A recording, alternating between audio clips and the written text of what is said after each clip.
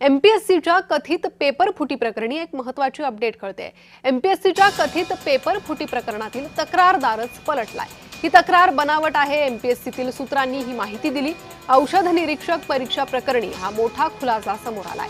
पुन्हा परीक्षा घेण्यासाठी बनाव रचला। संबंधित उमेदवार तक्रारदाराची चौकशी होणार। 23 जुलैला ईमेलद्वारे एक तक्रार एमपीएससीकडे आली होती।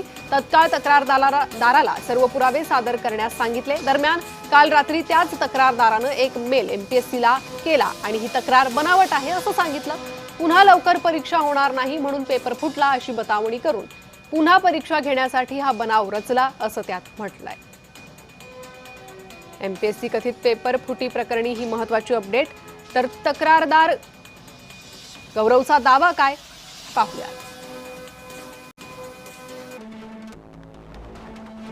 व्हॉट्सअॅपवर प्रसारित झालेली तथाकथित प्रश्नपत्रिका ही आयोगाच्या मूळ प्रश्नपत्रिकेच्या विपरीत आहे।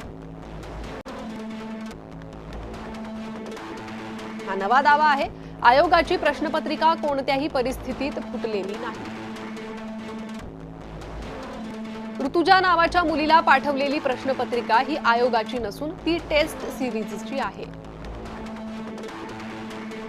ऋषिकेश गांगर्डे यांनी त्याचा विपर्यास केला, व्हायरल केली।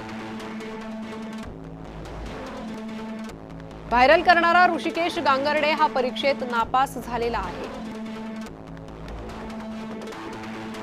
ड्रग्ज इन्स्पेक्टरची जाहिरात येणार नाही म्हणून त्यानं खोटी प्रश्नपत्रिका व्हायरल केली।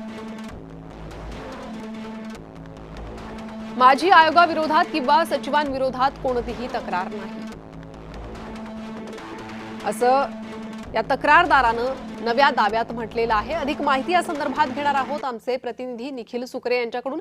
निखिल, आपण पाहतोय एकीकडे पेपर फुटीचं प्रकरण गाजत असताना ही आणखी एक नवी पेपर फुटी म्हणून मुद्दा समोर आला। मात्र त्या प्रकरणातला तक्रारदारच आता पलटलेला आहे। काय त्याचं म्हणणं?